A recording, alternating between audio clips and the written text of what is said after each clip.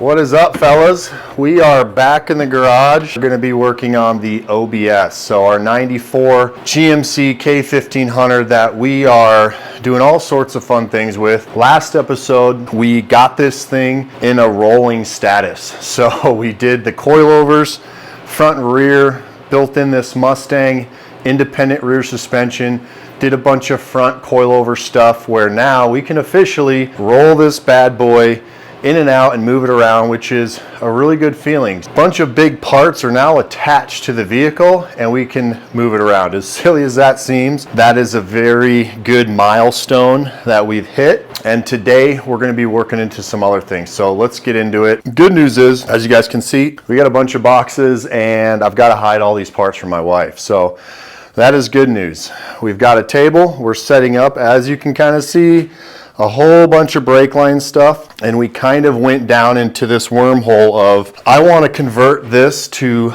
a manual brake setup. So we've got a kit from TBS Brakes or Motion Auto, what is it? Motion Industries, Motion Raceworks. Basically TBM brakes, sorry, did I say TBS? Anyway, TBM brakes. This converts the power brake system here with the power booster in the master cylinder. We're just gonna get rid of all that and go manual brake. A lot of guys wonder, like, why would you want manual brakes? If you tune your brakes appropriately, manual brakes have a lot of really great feel. It also eliminates all this crap on the firewalls. We're gonna get rid of all this stuff, pull all this off, and just have our master cylinder mounted on that firewall, which is gonna clean up all this stuff. We don't need all the ABS and wonky stuff on here. We're just gonna have a nice clean booster that we're gonna fit to the front brakes, which we'll get into. That's part of the kind of wormhole thing we went down, where we're gonna end up replumbing all the hard lines, make some soft lines. For the rear, we need to do the same for the independent rear suspension. I did start running emergency brake cables. We'll kind of cover that here shortly, show you what I'm doing. But we're gonna run all the hard lines up to our new master cylinder, our manual master cylinder. We're gonna have our front brake set up, which is gonna actually be a 4-piston. I want to get this thing lower, and I can't do it with a current knuckle that it has. I can't go super low. We're gonna build some custom upper A-arms. That's for another episode. But for now, we're gonna run all these brake lines, and I found a 2-inch drop knuckle. The problem is this is 88 to 98 OBS Chevy GMC truck. I'm putting a 99 to like 06 front drop knuckle on it. The way that looks over here, let me show you some of the parts, is this drop knuckle is from a newer vehicle. Takes a little bit of changes. This is the hub assembly from the newer vehicle. And we have, where's the hub assembly? This is the hub assembly from the correct 88 to 98 OBS. You can see this is actually sticks out a little bit higher than this one. If I flip them upside down here, you can kind of see the newer style here is actually gonna pull the wheels in a little bit to the body, which is good. This is the older style. I've sent this off to a machine shop trying to re-drill this rotor to match the wheel pattern in the back, because I have a big hub spacer in the front and it has a bunch of poke. That's turning out to be a little problematic because pulling this bearing off is not easy. And when we did, you can kind of see here, we pulled this bearing off and kind of damaged it. So I'm gonna go to a bearing shop today, see if I can get something to fit in here and we can repress this on, because they had to pull this out, this stub here, re-drill it. We're gonna re-drill our rotors and try to match this 5 on 4.5 pattern that's on the 2018 Mustang independent rear suspension to the front. Worst case, if I can't, I've got options and it should be pretty cool. It's kind of what inspired this truck initially for me to build it. If it's gonna be wide, it's gonna be a wide body and we'll build a wide body kit for it. But we'll see. We'll see today probably if I can actually get these re-drilled appropriately. Both of these hubs actually work with this knuckle, the older and the newer styles. Other stuff, here's our Motion Raceworks, our TBM brake kit. We're gonna do a manual conversion. We're gonna plumb it appropriate for a 4-piston front and a 1-piston rear. Which brings us to, what is our brake package? Brake package is going to be awesome. It's going to be a 4-piston from a even more modern vehicle, which is a 2020 Chevy 1500, which comes standard with 4 pistons. We'll also dig into that, and then some massive rotors you can see here. These things are huge, all factory parts. There's a little bit of custom work we have to do to make them work, but really anybody could do it. It's not a whole bunch of stuff. We're just gonna build some little spacers. But I digress. Let's get into what we're doing today, which is gonna be the brake stuff. So first thing, I wanted to use the parking brake, or emergency brake, and integrate it into the truck. So we have our factory lines. I kind of got started on this already. Luckily these had factory brackets on them. I retained what I could, like here, to mount this to the frame, give me enough space here, and use this factory brake cable which pulls the e-brake. Ran the passenger side over, use this factory mount here. Basic routing, ran that one across, got a real basic kit. Passenger side, same setup. It kind of runs down cable over here, I don't know if you guys can see, and pulls the cable. Attach this, again, factory bracket here, cut off a whole bunch of extra line for the driver's side, cut off a whole bunch of extra brackets and just random stuff, so I kind of have this left, which is passenger side, driver side, runs into this bracket which kind of aligns our 2 pieces into this block and then into this here. The factory side runs all the way from the factory little e-brake cable you hit, or e-brake you hit with your foot. It's fully extended, ran all the way in this bracket. I've marked it here. I'm going to crimp some stops on that, and then we're going to attach it to this bracket. I left some adjustments, so once I attach it, I can tighten it up. So when I depress that brake pedal in the cab, it's going to be, you know, have perfect adjustment here. We have room to make it tight so it runs perfectly. So we need to trim up here, tighten this stuff down. That's kind of where we're at. So we're going to crimp this, cut this down, cut these down, tighten all the bolts, and then kind of double check our fitment. So we'll do that, and then we're going to get into the brakes. All the tools we need, we're running 3/16 line, how we're going to flare everything, and just start running the brake package from the rear all the way into the front, master cylinder. Oh, actually, what we're first going to do is install our manual brake kit. This kit is really awesome, and they're super economical. They're not real expensive. There are kits out there really expensive. I found this one, and it's TBM Brakes is a really high-end company that makes high-end stuff, but this package is actually really affordable. Check it out. We're going to go step by step how to do that, and then we're going to start plumbing all our lines. Enough chit chat. Let's get to work. All right, so working on our emergency brake cable here, I tried to just clamp a little piece on the end, a stop, and did not have confidence in that. Ended up pulling it off. So moved on to cutting the original stop that was on the end of the cable here, trying to drill it and relace the cable through, which was not working. So when all else fails, you pull out the welder and melt some metal parts together. So we did that for a little quick fix you'll see here, and then bought some better clamps. But overall, system turned out amazing. All right, well, we got her cinched up here. Cables into this block, into here because of this guy. Not optimal.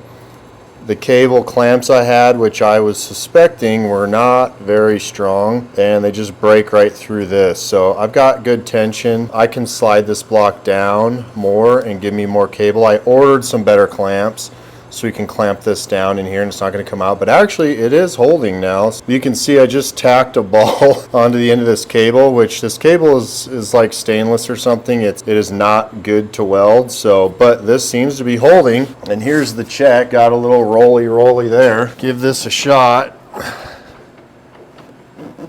Good pressure there. Pulled this cable super tight and she's locked up. So mission complete. We have brakes. The brakes are integrated into the factory truck. So back to rolly. On to the next thing. We need to clean up all of, not clean up, but we're going to take all this out. So we'll remove the lines. I'll go over how to remove this booster. We'll pull it off. I'm probably going to use these lines, for sure the front, to route all the new stuff. TBM Motion Rakes Work manual brake kit.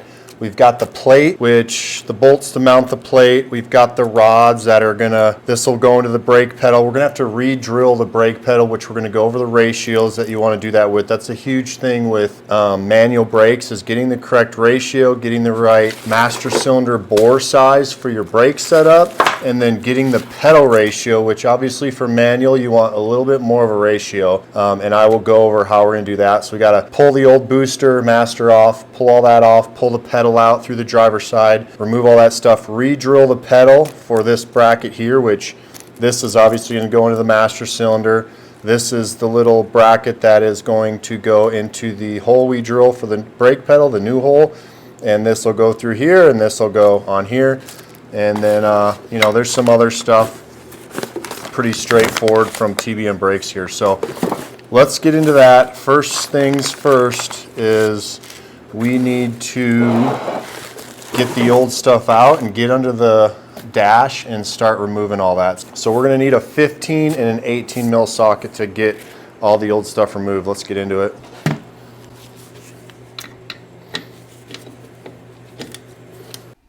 All right, so we finally get to start removing all of this junk from the firewall. This master cylinder assembly is just attached to the booster with two nuts. You just remove those and you can kind of pull the master cylinder off and out of the way with all the lines connected. And then the booster is attached to the firewall from the interior of the cab with 4 nuts. We'll access those and remove that. Oh, let's get under here. All right, so the final step in removing our brake system is getting up under the dash, which is always fun. We need to remove the brake pedal because we're going to have to re-drill that to get a better ratio for our manual brakes. And then we're just going to remove these 4 nuts from the firewall. Pretty easy to access, honestly. The brake pedal is a little bit of a chore. You need to pull a bolt and get the heim joint off of the pedal, but pretty easy. All right, so we've removed the master cylinder, the old booster, the old pedal, and let's talk about our TBM brakes kit that we're going to install and make convert this system to a manual kit or manual brake systems. We've got the master cylinder. I got one that has 4 piston, I believe the back, and then there's a 1 piston in the front. So we'll make sure we plumb the front and back lines appropriately. Obviously our front disc brakes are going to be 4 piston, our rear is just 1 piston. So you got to make sure you're plumbing it to the right side. I'll kind of show you how to go through that. Really just look at volume. In my experience, most master cylinders like this, the volume, the top of the reservoir, the volume is usually bigger in the rear reservoir. So front brakes are going to go to this rear reservoir, back brakes are going to go to the front reservoir. So, but we'll look at that when we get to it. So you get a reservoir with it and then some more kind of hardware. This is the rod that comes with this strange brake master cylinder. We're not going to use this rod because we have one specifically for this 94 or 88 to 98 OBS, the correct rod. So we'll pull this little gasket off here, this rubber grommet, and put it on here. And then we've got a rubber boot that's going to go on the master cylinder, you'll see. And then there's the brake line fittings, that an adapter. This is going to go in the master cylinder here, and then a 3/16 line adapter that once we bend our hard lines, we'll do run our hard line through this, and then the adapter here goes into the master cylinder. So let's put that away so we don't lose it, and let's get into this actual kit. So the brake pedal, this is out of the truck. We just pulled it out. You can see this is the pivot. This is where this rod attaches right here. Is going to be here. This is the new rod, and we have to drill from this top pivot down. It's going to be 2 inches and 1/8 is where we're going to re-drill this rod to create the correct ratio. We're going to manual brakes, so this is a big step. You don't want to just use the same ratio, or your pedal feel is going to be really hard. The other thing, make sure you're matching your master cylinder with the type of brake setup, which I believe I did, because I have a 4 piston in the front and 1 in the rear, which is what this master cylinder is set up with. You can get more specific with like diameter of the pistons and the calipers and whatnot. We'll just kind of see how everything feels, but this should work good. The ratio we're going to drill up higher, which if you look at the pivot point, and this is where the rod is, the ratio is a little higher. So I believe, maybe it says in the instructions, but I think the ratio goes up to, yeah, so it looks like it goes up to about 6.5 to 1, and it's a lot less than that down here because we had the booster power brake. I marked this, it looks like, I believe it's a 3/8 inch. We'll pull this bolt out and just verify, and then we're going to drill where I marked 1/8 or 2 1/8 of an inch right here. We'll drill this, kind of get this set up, and then we'll get our plate here set up. And I believe it's 3/8, yep, so it's a 3/8 inch hole. I like to put everything back how I found it so I can actually assemble it appropriately, even though this is hard to mess up. You'd surprise yourself when stuff's apart long enough, put it back incorrectly. So we've measured with our mic here from the pivot point to our drill the hole, that's 2 1/8.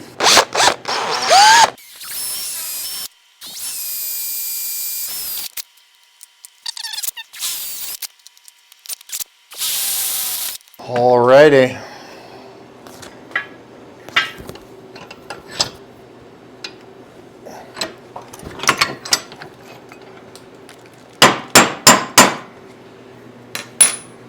Put that in the box so I don't accidentally grab it. Slide this on our new arm. We know this is the top, this is the bottom, this is going to be the outside towards the firewall. Our master cylinder is going through here, it'll be out in the engine compartment. So we need to install our we have 6 total Allen key bolts. 2 are going to go here to secure the master cylinder, and then 4 are going to go here to secure this plate to the firewall.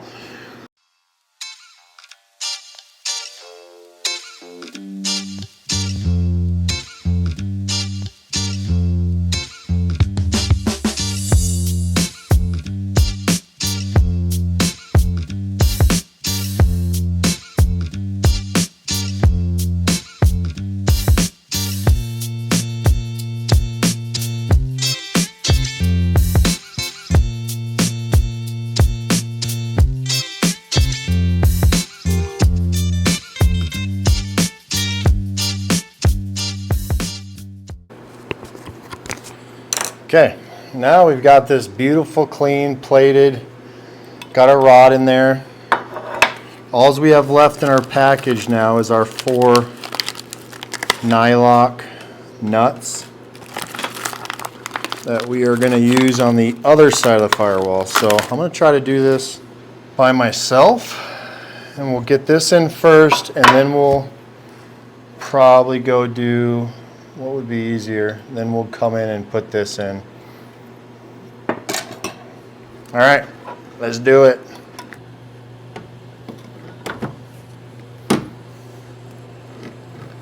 Okay, look how much cleaner that is compared to this junk. Problem is, I need to have a helper, and I don't have one right now, so let me get some tape or something, hold that up so we can get these threaded in. All right, the only tape I have is masking tape for painting. So let's see if we can make this work.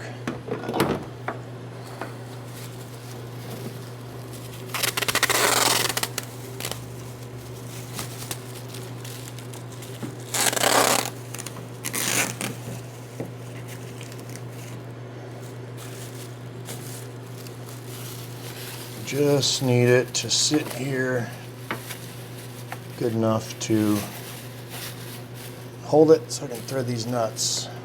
Voila. All right, let's get underneath and get those threaded.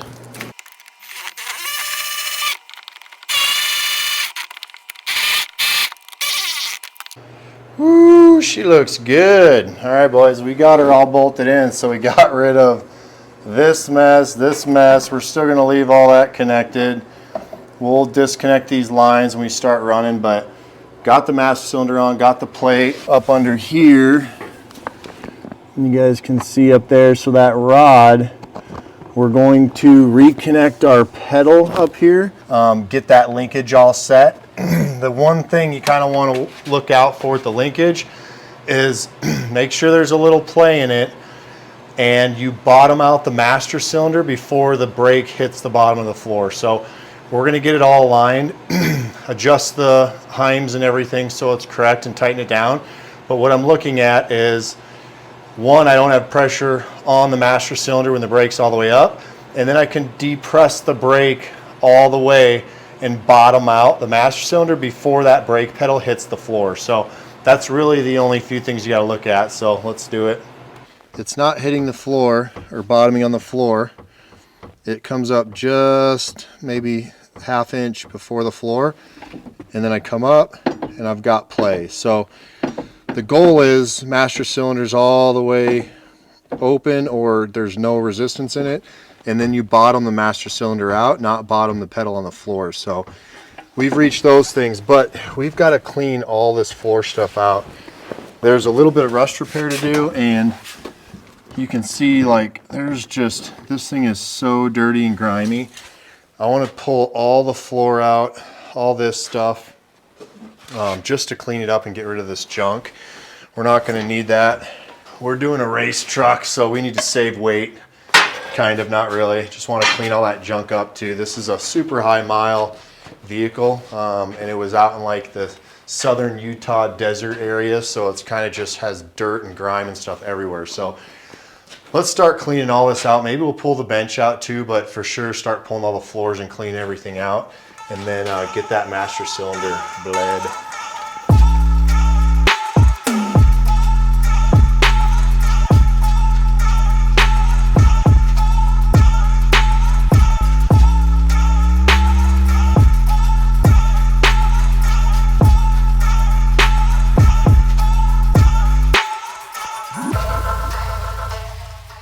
All right guys, so next step on building this brake system. We have the manual master cylinder installed on the firewall. We need to start talking about hard lines, fittings, how to adapt everything. So let me go over tools real quick that you're gonna need.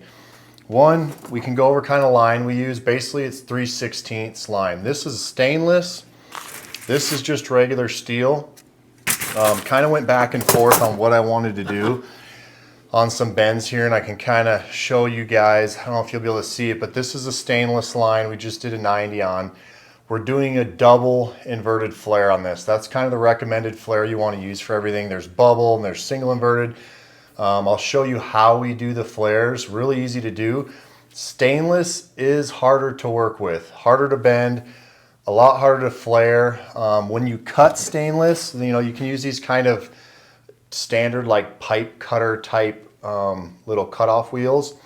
When you do that on stainless, it hardens that tool hardens that one cut where you make it. It makes it harder to flare. It also makes it kind of crack and stuff on the flare, which was my concern. So I don't know if you guys can see this, but there's little microscopic, not microscopic, but there's little cracks on the inside of this flare, which worry me. This stuff is so hard. It's very durable. It's not going to rust.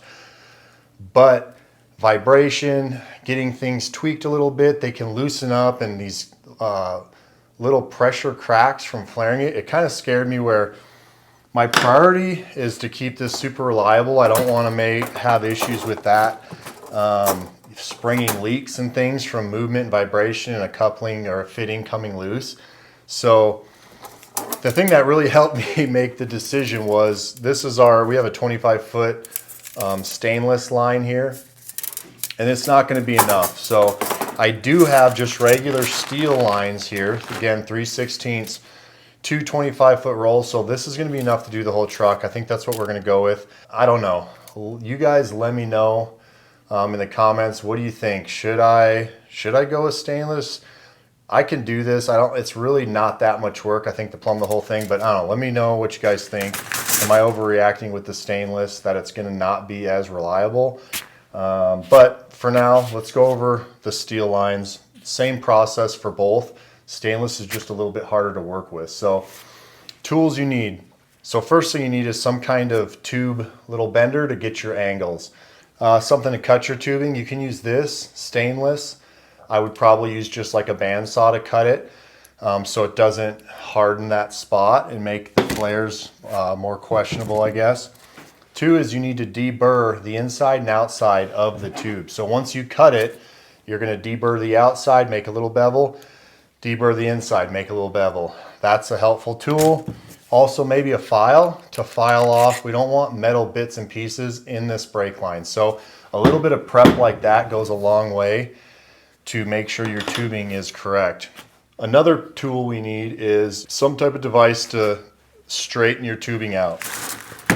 As you guys can see, everything comes in a roll like this. You don't want to try to like just straighten it by hand. Could you? Yes. I can easily straighten this, but still it just doesn't look great. It's gonna be all wavy and wonky, and no one wants that on their frame rail. Obviously, we're building this thing all function, but form, take a little pride in making it kind of look cool too and look legit. So a tool like this, it just basically straightens your tubing, which there's a bunch of different variants to this, but this one's real nice. It's set up for 3/16, but I can run it in here and just twist it while I straighten, and it's going to give me a super precise, straight piece of tubing as I roll through this roll that I can work with. And then I can make my bends off of that. So you can kind of see here how perfect that is. And then I have a perfectly straight tube that I can start to work off of and make my little bends. Again, this really cleans up the process. Definitely worth getting. What else? All of our little fittings, we're doing a double inverted flares. Most of the fittings I tried to use these, which were 3/8 inch by 24, I believe, to make all my lines. They're smaller, they hold the pressure well. These are stainless. You can get regular steel too. I think I have some regular steel ones over here too on the table.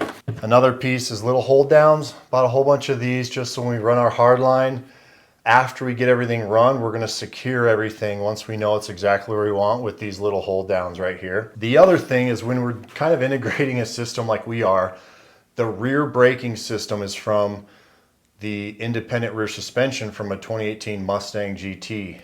And obviously those brake calipers are a little unique compared to the front braking system. We're actually going to modify and put a 4-piston from a 2019 and up Chevy GMC pickup truck. So the fittings are not going to always match. Not hard to research. A good resource I like is Rock Auto. Look up specific part. You can get into, like, if you look at AC Delco parts like factory GM or AC Delco, they'll break down piston size, thread pitch and size, and all that stuff. You can kind of research and find out exactly what you need. But we know for the Mustang we need an M10 by 1.5. So we've got all those fittings somewhere around here. I already put them on the calipers on the rear, or the lines, the soft lines, so we know we can just run right in. In the front is going to be another different fitting that is a banjo. That's what this is a factory line I bought. So we know we can do a banjo in the front.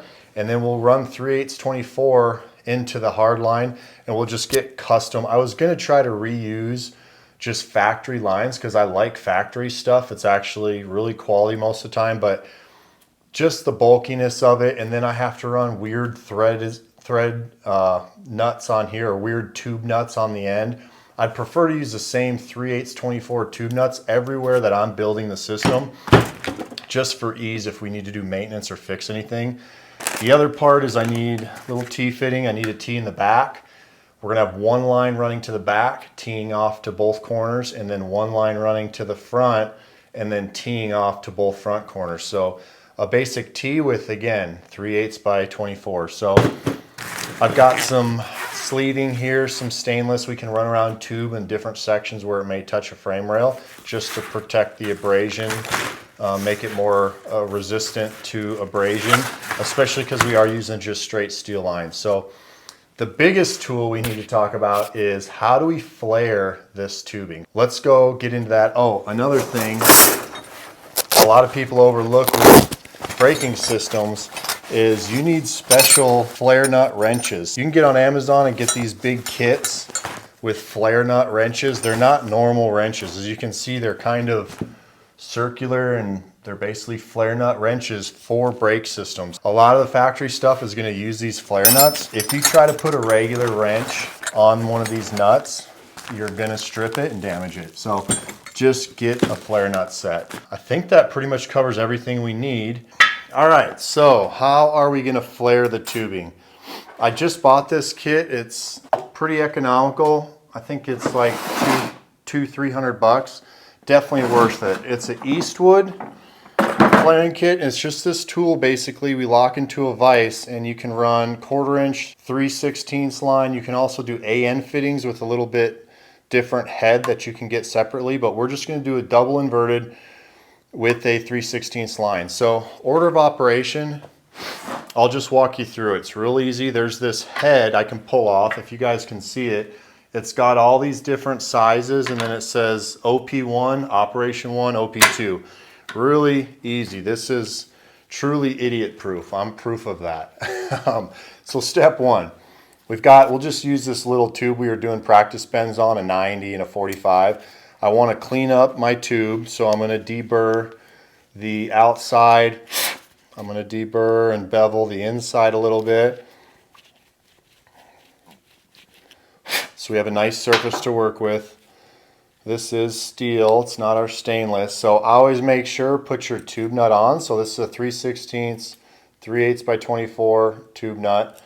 It's very common size, good to use. So I'd put that on before I flare it, because once I put it on, or once I flare it, if I forget this step, I ruin the tube. So I'm not going to put this on now because we're just using this as a scrap for demonstration, but I'm going to put a little bit of anti-seize just on the tip. I've got a block here that's set up for my 3/16 tube, and then I'm going to turn this head to OP0, which is just a flat face, so I can set my depth of the tube.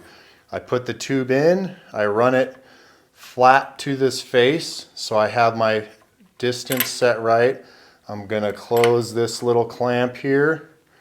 Again, just verifying I'm all tight to the actual space. Oops, got to do this, see?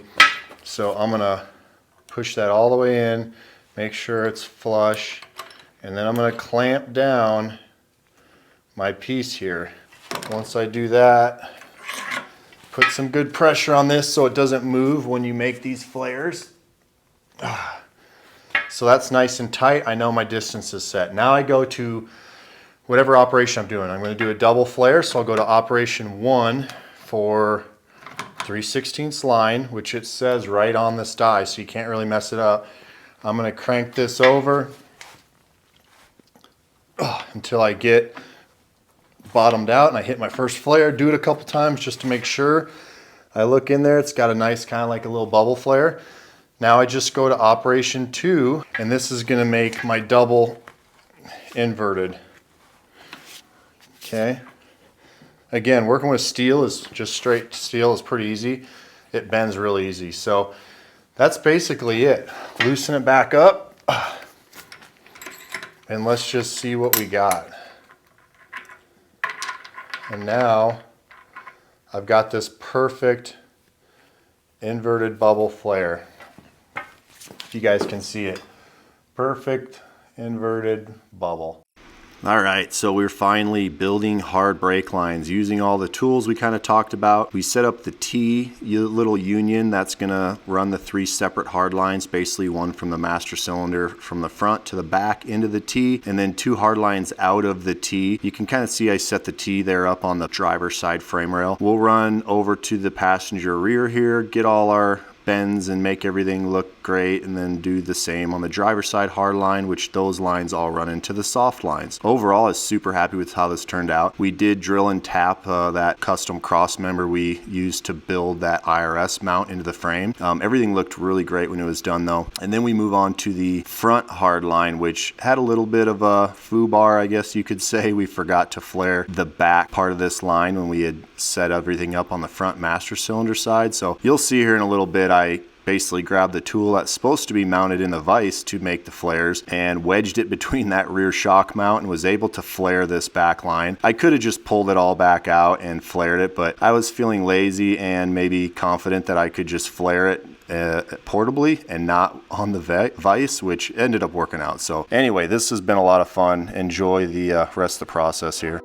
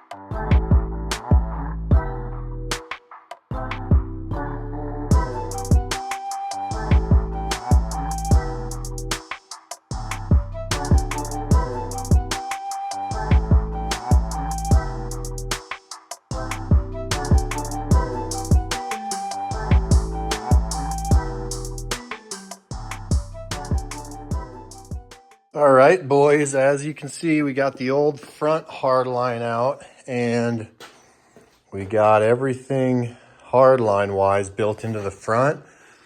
The front master cylinder is in, so our TBM manual cylinder is in. I did bench bleed it, as you guys, I don't know if I filmed that or not, but we bench bled it. I've got good fluid in there and I was able to hook up the rear line, which mind you, our rear is going to be a single piston caliper and the front is going to be actually a 4-piston. I'll show you guys that in a second. But remember this, the chamber with the most fluid, like this is, you can't really see, but basically the chamber ends right here. You could see it when it didn't have fluid. And this rear chamber is a lot larger. You want the larger fluid chamber. This master cylinder is set up for like a single piston and then up to a 4-piston. So we're going to run the back line, which are the single piston calipers to the back. And then this front line, which we haven't run up yet. This is the tube we were using to bench bleed it. And then I just zip tied everything in here. You can see a little bit better. Zip tied for this, just to measure everything out. But that's going to go to the front calipers, which we'll talk about here in a second. So yes, I made the loops. I don't know why I did this. I'm going to make it look a little better than it is now just because we can bend. The nice thing about these metal lines is they're pretty pliable and easy to bend compared to stainless. So we've got the front, we got the tee off, over and around. Here we use these clips here with the little rubber isolators, and then in other spots we used these metal clips here that I tapped, drilled and tapped the frame. So should be nice and clean running up to the passenger side and then down and around up to driver's side here and then up into our master cylinder, which is not connected yet because we need to get rid of all of this junk. I'm going to show you guys here real quick what we're kind of working with. I'll give you a little sneak peek. So this is a caliper we're going to be putting in the front. This is a new modern caliper. You can see 4-piston, 2 on each side.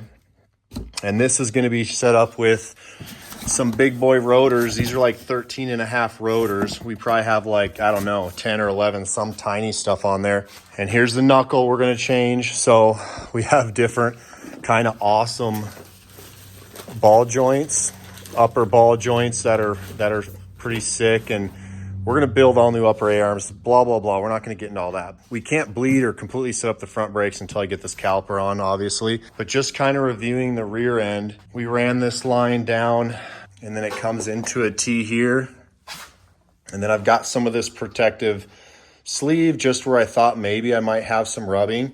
And it runs down into our factory connection here in our soft line. We were able to hook up our sway bar back up and not have any interference with this coilover mount. So it was close, but we were able to retain the sway bar, which I'm really happy about. This is what this side looks like. But again, hardline into our factory Mustang, and then running here, and then hardline just runs down up into the front of that master cylinder. Overall, I am super happy with the progress we made. Just really getting all, I wanted to completely finish the brake system today, meaning we had to get those 4-piston calipers on. Problem is, we're working with a bunch of variables that I was trying to fix at a machine shop with the bolt pattern, which meant a different modified hub or flange on the hub. The hub is a unit type assembly that the bearing isn't made to come on and off. I took a bunch of them off, wasn't able to get ones on, wasn't able to spec a bearing to get on. So we're gonna get into all that in the next episode. I did get some soft lines made, and I think I've got a good solution where We're going to tear apart this whole front end and do all the calipers and the rotors and get knuckles that we got some drop knuckles so I can get the ride height even lower. And we're going to build custom upper A-arms and build a jig to do all that stuff. A lot of good stuff. But for now, I think with the manual master TBM brakes, this thing is going to be awesome to drive. We may tune it up a little bit with like a proportioning valve. We just got to kind of see what it feels like once we get it on the road. But for now, it's in a really good spot. We did clear out the whole interior, kind of went 2 steps back to go, 1 step forward kind of thing. But I have this problem with projects where I'm like, I'm going to rip this thing real quick, do a quick LS swap and transmission, and then I want to do all-wheel drive, and then I want to do an independent rear suspension, and that is why I build vehicles. So I get a little bit of flack sometimes for you guys, so I apologize. These builds drag out into things that end up taking a lot of time because I'm just honestly building these trucks or these vehicles, whatever they are, kind of at what my vision is for an awesome vehicle.